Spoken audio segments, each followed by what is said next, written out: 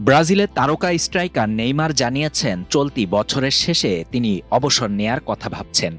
৩৪ বছর বয়সী এই ফরোয়ার্ড সাম্প্রতিক মৌসুমগুলোতে চোটে জর্জরিত থাকায় ভবিষ্যৎ নিয়ে অনিশ্চয়তার কথা খোলাখুলি স্বীকার করেছেন। সম্প্রতি ব্রাজিলের অনলাইন চ্যানেল কেস টিভিকে দেয়া সাক্ষাৎকারে তিনি জানিয়েছেন চলতি বছরের শেষেই তিনি ফুটবল থেকে অবসর নিতে পারেন। গত বছরের জানুয়ারিতে সৌদি ক্লাব আল হিলাল থেকে নিজের শৈশবের ক্লাব সান্তোসে ফেরেন নেইমার। ক্লাবটির সঙ্গে তার বর্তমান চুক্তির মেয়াদ এ বছরের ডিসেম্বর পর্যন্ত রয়েছে।